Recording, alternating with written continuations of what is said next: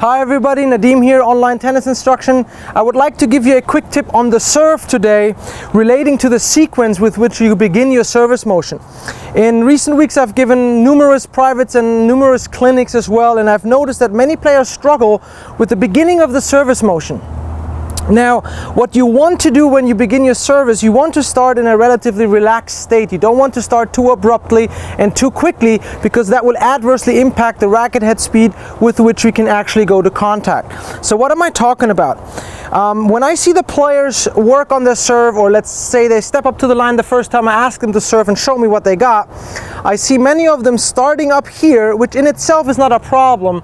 But when they start up here and they happen to be tight and begin abruptly, what happens is they come up with both arms at the same time, and the racket arm goes up so quick that the elbow goes way too far and actually tightens up the muscles on your arm, which down the road in the motion will significantly negatively impact the racket head speed.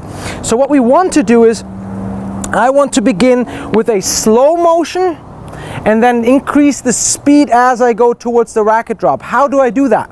So if you find yourself being somewhat tight, I need you to be very aware of your tension level here. So if you find yourself being tight or find yourself starting rather up high in front, I'd like to encourage you to begin where you have your hands down here, with the weight of the racket and the ball actually being felt in your arm. So there's no tension level, or very, very minimal, just to control the racket from leaving your hand.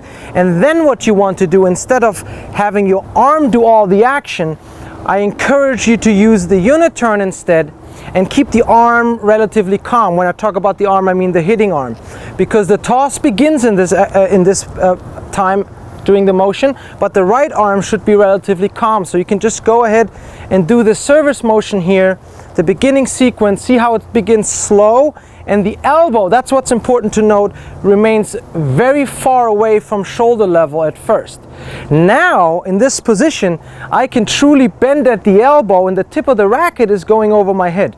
Okay, so it is somewhat of a lasso effect after this, but what's important to note is, if my elbow is too high, see how my racket is way in front of me now, and now I'm lassoing over and on top of my head, sacrificing my racket drop. So it's very important, if you want the proper motion with the elbow being down, you need to start low, you need to start slow, and then you want to make sure that when you do bend, it's truly just a bend at the elbow, and the elbow is still below the shoulder.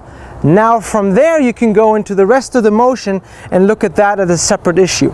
But again, to summarize, you want to begin low, you want to begin with feeling the weight of your racket and the ball, then you start slow and slowly increase the racket head speed. So it would go slow, slow, fast if you did it correctly.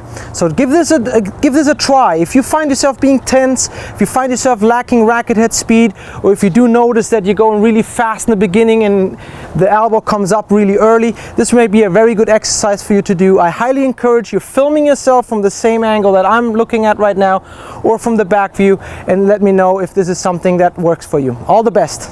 Nadim is now available for private lessons in sunny South Florida year-round.